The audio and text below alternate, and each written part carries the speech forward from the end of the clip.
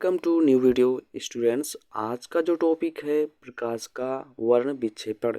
अगर आप किसी कंपैरेटिव एग्जाम्स की तैयारी कर रहे हैं तो आज से जनरल साइंस के सभी सब्जेक्ट्स सभी टॉपिक्स पढ़ाए जाएंगे। तो आज का जो टॉपिक है वो है प्रकाश का वर्ण विक्षेपण।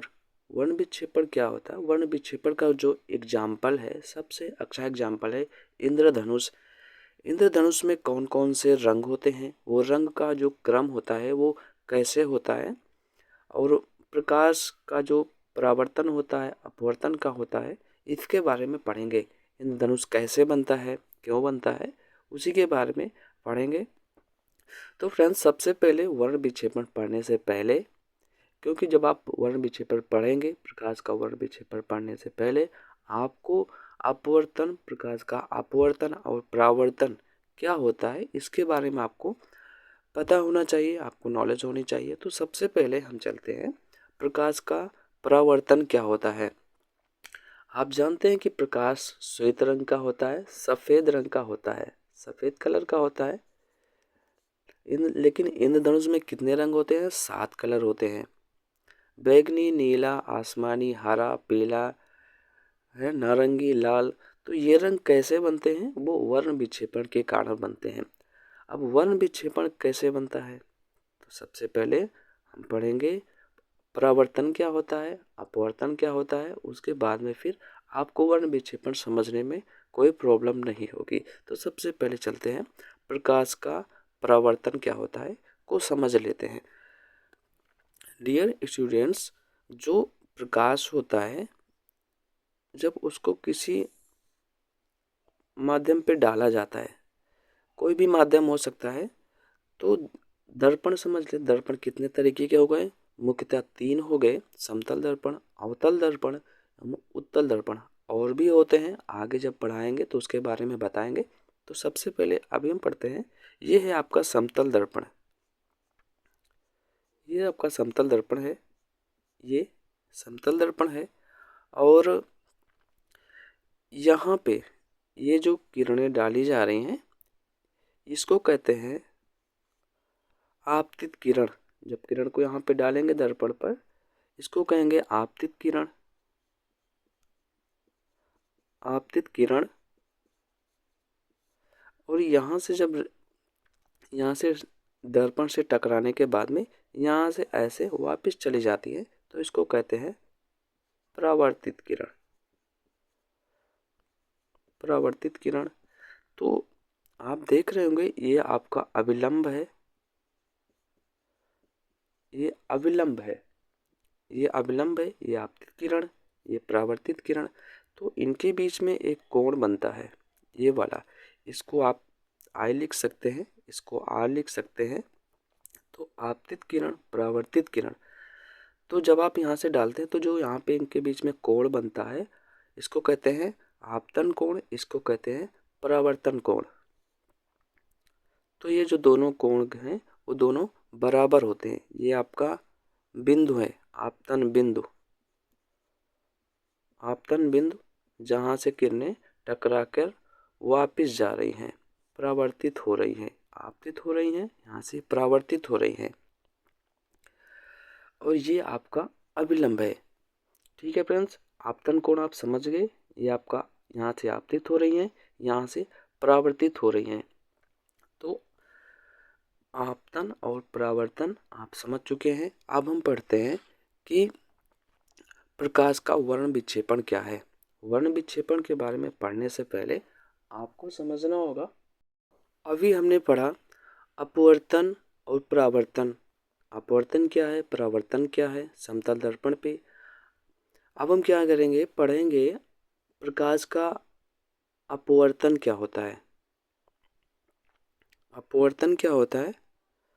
तो डियर फ्रेंड्स, जो अपवर्तन होता है, रिफ्रैक्शन ऑफ लाइट, अगर किसी पानी में डाला जाए प्रकाश को, या किसी माध्यम में डाला जाए, अभी तक हमने किस पे डाला था? समतल दर्पण पे डाला था।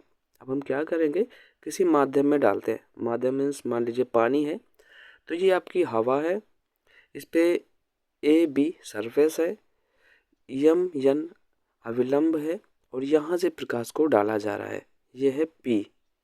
यहाँ से प्रकाश को डाला जा रहा है, तो क्या होता है जब हवा से यहाँ से विरल माध्यम से प्रकाश को डाला जाता है, तो जब सघन माध्यम में आती है तो अब इसमें क्या होता था, समतल दर्पण पे आपतन कोण और परावर्तन कोण दोनों बराबर होते थे।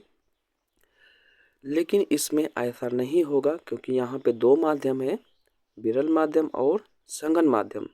अगर आप विरल माध्यम से प्रकाश को डालते हैं तो आपतन कोण परावर्तन कोण बराबर होना चाहिए, लेकिन इसमें ऐसा नहीं होता है क्योंकि यहाँ विरल है, यहाँ पे माध्यम है, माध्यम में थोड़ा सा बदलाव हो रहा है, चेंजिंग हो रही है।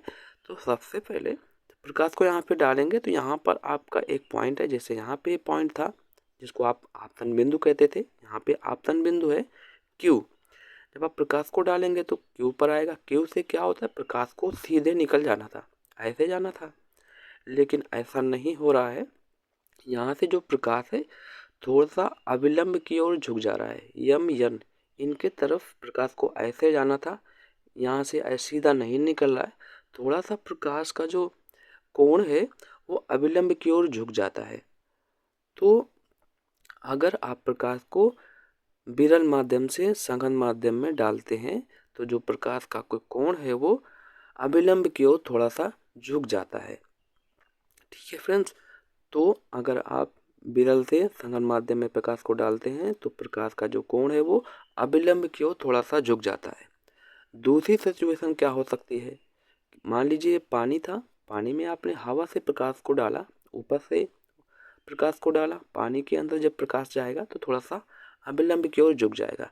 लेकिन अगर इसका अपोजिट कर दिया जाए, प्रकाश को अगर पानी के अंदर से डाला जाए तो बाहर जब निकलेगा तो उसका कोण कैसा होगा, इसमें आप समझ चुके हैं। इसमें जो आपतन कोण होता है वो परावर्तन कोण के बराबर नहीं होता है, थोड़ा सा अविलंब की ओर झुक जाता है। जैसा कि आप इसमें देख रहे हैं, सीधे निकल जाना था लेकिन नहीं जा रहा है, थोड़ा सा प्रकाश का जो डायरेक्शन है इधर हो जा रहा है, थोड़ा सा अविलंब की ओर हो जा रहा है। तो जो अगली पोजीशन है, हम देंगे सघन माध्यम से प्रकाश को डालेंगे, इधर अंदर से प्रकाश को डालेंगे, पानी में डालेंगे तो हवा में उसका जो एंगल है वो क्या होगा। ठीक है फ्रेंड्स, अभी हमने पढ़ा कि अगर प्रकाश को विरल माध्यम से डाला जाए सघन माध्यम में तो क्या होता था। अब हम पढ़ेंगे कि अगर सघन माध्यम से या अंदर से मान लीजिए ये पानी था, इधर आपने सघन माध्यम से प्रकाश को डाला, ये आपका विरल था, विरल माध्यम, ये आपका सघन माध्यम था, सघन माध्यम। अब हम क्या करेंगे, प्रकाश को सघन माध्यम से डालेंगे। यहाँ से प्रकाश को डालने के बाद क्या होता है, ये आपका क्या है, आपतन बिंदु है। जब आप प्रकाश को सघन माध्यम से डालेंगे तो प्रकाश को सीधे निकल जाना था, लेकिन प्रकाश में ऐसा नहीं हो रहा है। इसमें अविलंब की ओर प्रकाश झुक जा रहा था, लेकिन इसमें ऐसा नहीं होता है, इसमें उसका अपोजिट होता है। प्रकाश को अविलंब की जगह ये जो है इसका जो सरफेस है, इसकी जो सतह है उसकी तरफ प्रकाश का जो झुकाव है वो हो जाता है। तो अगर आप विरल से सघन में डालेंगे तो प्रकाश अविलंब की ओर झुक जाएगा, और अगर सघन माध्यम से प्रकाश को डालेंगे, विरल माध्यम से निकल रहा है तो इसका जो झुकाव है वो सरफेस की तरफ हो जाता है। आशा करता हूँ कि आपको दोनों सघन माध्यम और विरल माध्यम दोनों समझ में आ गए होंगे। दोनों तरह से अगर प्रकाश को डाला जाए तो प्रकाश का झुकाव किस तरफ होगा। तो आप अपवर्तन परावर्तन समझ चुके हैं, और अगर किसी माध्यम में डाला जाए प्रकाश को तो प्रकाश का झुकाव किस तरफ होता है आप दोनों समझ चुके हैं। अब हम पढ़ेंगे वर्ण विक्षेपण क्या है। वर्ण विक्षेपण जिसका जो एग्जाम्पल है वो है इंद्रधनुष, रेनबो कैसे बनता है, कितने रंग होते हैं, उनका जो क्रम है, उनका जो श्रेणी क्रम है, किस रंग का कौन सा क्रम होता है के बारे में पढ़ते हैं। तो सबसे पहले वर्ण विक्षेपण।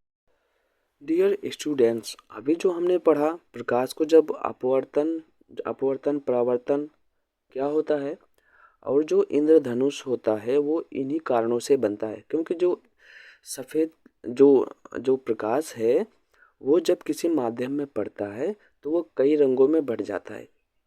इसकी वजह से सबसे पहले हमने इन दोनों के बारे में पढ़ लिया। अब हम क्या करेंगे कि अपवर्तन क्या होता है, संघन माध्यम, विरल माध्यम समझ चुके हैं। इसी के माध्यम से जो रेनबो है वो बन। अब हम पढ़ेंगे वर्ण विक्षेपण क्या है, प्रकाश का वर्ण विक्षेपण। जैसे कि आप चित्र में देख रहे हैं, एक प्रिज्म है, इसमें से यहाँ से प्रकाश को डाला गया है, तो यहाँ पे 7 रंग हो गए हैं। तो इन सातों इनका जो क्रम है, इनका अपना एक क्रम होता है कि बैगनी के बाद नीला आएगा, नीला के बाद आसमानी, आसमानी के बाद हरा, उसके बाद पीला, नारंगी, फिर लाल। तो सबसे पहले वर्ण विक्षेपण पढ़ लेते हैं। जब सूर्य का प्रकाश प्रिज्म से होकर गुजरता है, जब सूर्य का प्रकाश प्रिज्म से होकर गुजरता है तो अपवर्तन के पश्चात, अपवर्तन अभी मैंने आपको पढ़ाया था, अपवर्तन के पश्चात क्या होता है कि समतल दर्पण में आपतन कोण परावर्तन कोण बराबर होते हैं, लेकिन इसमें ऐसा नहीं है, यहाँ पे थोड़ा सा झुकाव हो जा रहा है। तो अपवर्तन के पश्चात प्रिज्म के आधार की ओर झुक जाते हैं, जैसे उसमें आधार की ओर झुक जाता था, और इसमें कई रंगों में ये बढ़ जाते हैं। इस प्रकार से जो ये रंग आपको मिल रहे हैं, इसको कहते हैं स्पेक्ट्रम या फिर वर्णक्रम। सफ़ेद प्रकाश को अपने अवयवी रंगों में विभक्त होने की जो क्रिया है, यहाँ से जो एक प्रकाश श्वेत प्रकाश को डाला जा रहा है, यहाँ पे कई रंग जो कई रंगों में बढ़ जा रहे हैं, इस क्रिया को कहते हैं वर्ण विक्षेपण। एक सफ़ेद रंग के वाइट जो प्रकाश आ रहा है, लेकिन यहाँ पे आपके 7 रंग में बढ़ जा रहे हैं, तो इसी को कहते हैं वर्ण विक्षेपण। सूर्य के प्रकाश से जो प्राप्त रंग है, इसमें बैगनी रंग का जो वर्ण विक्षेपण है, क्योंकि बैगनी रंग आप देख रहे होंगे ये ज़्यादा विक्षेपित हो रहा है, और लाल रंग सबसे ऊपर है। लाल रंग इसका जो झुकाव है कम है, बैगनी का सबसे ज़्यादा है। तो लाल रंग का जो वर्ण जो विक्षेपित हो रहा है वो सबसे कम हो रहा है, बैगनी रंग सबसे अधिक हो रहा है। तो जो इनके बीच में जो और जो कलर्स हैं वो इनके बीच में होते हैं। इसकी जो खोज की थी न्यूटन ने की थी, 1666 ईस्वी में इसकी खोज की गई थी। तो इन्होंने क्या किया था, वर्ण विक्षेपित किसी पारदर्शी पदार्थ में विभिन्न प्रकार के रंगों को इनको विभाजित किया था कि इनकी जो चाल होती है किसी माध्यम में डालने पर इनकी चाल अलग अलग होती है, इनका जो तरंगदैर्घ्य है वो अलग अलग होता है। ठीक है फ्रेंड्स, इनका जो अपवर्तनांक है वो भिन्न भिन्न होता है। उस पदार्थ में उसकी चाल सबसे कम हो जाती है। जब प्रकाश को किसी माध्यम में डाला जाता है तो उसकी जो चाल है वो कम हो जाती है। वायु में प्रकाश की चाल अधिक होती है, जब किसी माध्यम में डाला जाता है तो उसकी चाल कम हो जाती है। ठीक है, तो डियर फ्रेंड्स, पारदर्शी पदार्थ में जैसे जैसे प्रकाश के रंग को पारदर्शी पदार्थों में जैसे जैसे प्रकाश के रंगों का अपवर्तनांक बढ़ता जाता है, वैसे वैसे उस पदार्थ की चाल कम होती जाती है। जैसे कांच में अगर बैगनी रंग के प्रकाश को कांच में जो है बैगनी रंग के प्रकाश की जो चाल होती है वो सबसे कम होती है, लेकिन इसका अपवर्तनांक सबसे अधिक होता है। ठीक है, जो लाल रंग होता है उसका जो चाल होती है, लाल रंग की चाल सबसे अधिक होती है, लेकिन इसका अपवर्तनांक सबसे कम होता है। बाकी जो शेष रंग है, बीच वाले जो रंग हैं, उनकी जो इनके बीच में होता है। बैगनी रंग के प्रकाश की जो तरंगदैर्घ्य है वो सबसे कम होती है, बैगनी रंग के जो तरंगदैर्घ्य है वो सबसे कम होती है, और लाल रंग की तरंगदैर्घ्य सबसे अधिक होती है। प्रकाश का जो तरंगदैर्घ्य है उसको हम किस में मापते हैं, एंगस्ट्राम में। ये देखो एंगस्ट्राम, अगर तरंगदैर्घ्य को आपको मापना हो तो किस में मापते हैं, एंगस्ट्राम में। एक एंगस्ट्राम होता है, एक एंगस्ट्राम इक्वल टू 10⁻⁻10 मीटर होता है। इंद्रधनुष क्या होता है, इंद्रधनुष रेनबो आपने देखा होगा। इंद्रधनुष जो है वो 2 प्रकार के होते हैं। पहले इसको मिटा देते हैं। इंद्रधनुष 2 प्रकार के होते हैं, प्राइमरी और इंद्रधनुष 2 टाइप के होते हैं, प्राइमरी रेनबो और सेकेंडरी रेनबो। प्राथमिक इंद्रधनुष और द्वितीयक इंद्रधनुष, जिसको आप सेकेंडरी इंद्रधनुष कहते हैं। प्राथमिक इंद्रधनुष में क्या होता है, जब बूंदों पर आपतित होने वाली सूर्य की किरणें, आपतित होने मतलब समझ रहे हैं, आपतित होने वाली मतलब यहाँ से आपतित हो रही हैं, यहाँ से परावर्तित हो रही हैं। तो जब बूंदों पर, ये आपका कोई माध्यम है, जब बूंदों पर आपतित होने वाले सूर्य की किरणों को 2 बार अपवर्तन व 1 बार परावर्तन होता है, समझ रहे हैं, 2 बार अपवर्तन होता है और 1 बार परावर्तन होता है, तो इसे कहते हैं प्राथमिक इंद्रधनुष। तब प्राथमिक इंद्रधनुष का निर्माण होता है। प्राथमिक इंद्रधनुष में लाल रंग, जो लाल रंग है वो बाहर की ओर और जो बैंगनी रंग है वो अंदर की ओर होता है। जैसा कि अभी प्रिज्म में मैंने बताया था, उसमें लाल ऊपर था, बैंगनी नीचे था। इसमें क्या होगा, इसमें जो आपतित, इसमें क्या हो रहा है, प्राथमिक इंद्रधनुष में आपतन कोण 2 बार होगा, परावर्तन आपतन 1 बार होगा, अपवर्तन 1 बार होगा, अपवर्तन 2 बार होगा, परावर्तन 1 बार होता है। ठीक है फ्रेंड्स। लेकिन जो द्वितीयक इंद्रधनुष है, द्वितीयक इंद्रधनुष, जब बूंदों पर आपतित होने वाली सूर्य की किरणें 2 बार अपवर्तन व 2 बार परावर्तन होता है। इसमें जो है 2 बार से सूर्य की किरणें पड़ेंगी और इसमें 2 बार इसमें जो अपवर्तन होगा, तो इसमें जो है आपके द्वितीयक इंद्रधनुष का निर्माण होता है। इसमें जो है द्वितीयक इंद्रधनुष में बाहर की ओर बैंगनी रंग और अंदर की ओर लाल रंग होता है। आशा करता हूँ कि आपको प्राथमिक इंद्रधनुष और द्वितीयक इंद्रधनुष के बारे में आपको समझ में आया होगा। अब हम पढ़ते हैं कि प्राथमिक, द्वितीयक और पूरक रंग कौन कौन से हैं, कैसे बनते हैं, रंगों को मिलाने से कौन सा रंग बनता है। तो पूरक रंग क्या है, प्राइमरी कलर, सेकेंडरी कलर और कम्प्लीमेंट्री कलर क्या होते हैं, पूरक रंग क्या होते हैं। तो फ्रेंड्स, अगर आशा करता हूँ कि आपको इंद्रधनुष के बारे में कौन कितने टाइप के होते हैं आपको समझ में आया होगा। तो अब हम पढ़ने जा 2 कलर को मिलाने से कौन सा कलर बनता है। तो सबसे पहले प्राथमिक, द्वितीयक, पूरक के बारे में जान लेते हैं। लाल, हरा, नीला को प्राथमिक रंग कहते हैं। लाल, हरा, नीला को प्राथमिक रंग कहते हैं। पीला, मैजेंटा और पीकॉक नीला को द्वितीयक रंग कहते हैं। इनको द्वितीयक रंग कहते हैं। और जो सफ़ेद रंग है, और देखो सफ़ेद रंग बीच में है, यह 2 प्राथमिक रंगों के मिलाने से कौन सा रंग बनता है। अगर इन दोनों को मिला दिया जाए तो कौन सा रंग बनता है, ये जो इससे आप समझ सकते हैं बड़े आसानी से। तो आप इसका स्क्रीनशॉट ले लीजिए। इसमें क्या होगा कि अगर हरा और नीला को मिला दिया जाए तो क्या बनेगा, पीकॉक नीला। लाल को मिला दिया जाए और हरा को मिला दिया जाए तो क्या बनेगा, पीला बनेगा। पीकॉक नीला और लाल को मिला दिया जाए तो क्या बनेगा, सफ़ेद बनेगा। नीला लाल को मिला दिया जाए तो मैजेंटा रंग बनता है। फ्रेंड्स, जब 2 परस्पर रंगों के मिलने से श्वेत प्रकाश या श्वेत रंग उत्पन्न करते हैं, उनको कहते हैं पूरक रंग।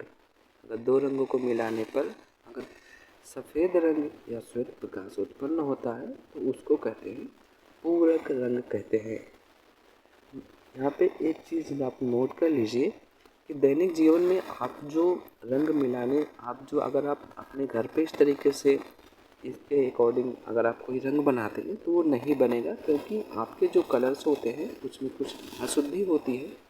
इसकी वजह से कलर कॉम्बिनेशन उस तरीके से नहीं हो पाएगा। तो अगर कलर शुद्ध है, उसमें कोई इम्प्योरिटी नहीं है, तो ऐसा बनेगा, नहीं तो ऐसा नहीं बनेगा। आपने देखा होगा जो रंगीन टीवी में जो प्राथमिक रंग होते हैं, वो सिर्फ 3 रंगों से ही उसमें सिर्फ मतलब 3 रंग होते हैं, लाल, हरा और नीला रंग। इन तीनों रंग का ही प्रयोग किया जाता है। वस्तुओं का जो कलर ऑफ ऑब्जेक्ट्स होता है, कलर ऑफ ऑब्जेक्ट्स, वस्तु जिस रंग की दिखाई देती है वास्तव में वह उस रंग की नहीं होती है। वास्तव में उसी रंग को वो परावर्तित करती है, शेष सभी रंग को वो अवशोषित कर लेती है।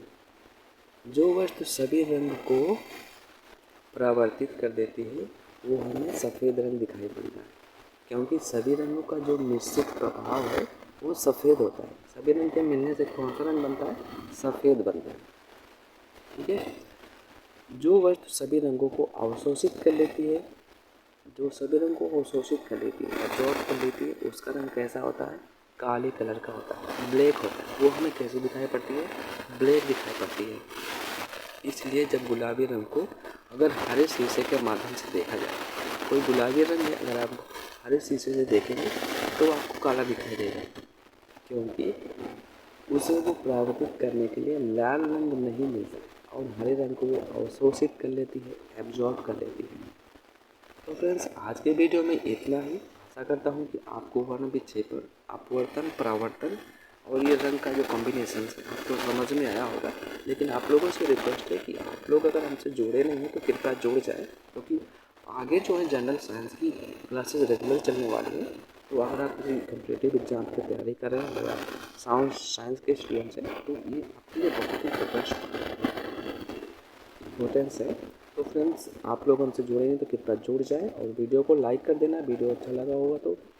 और फिर अगले वीडियो में मिलेंगे किसी नए इम्पोर्टेंस टॉपिक के साथ में। तब तक के लिए आप सभी का बहुत बहुत धन्यवाद पूरा वीडियो देखने के लिए। फिर मिलेंगे अगले वीडियो में। नमस्कार, बाय बाय, थैंक यू।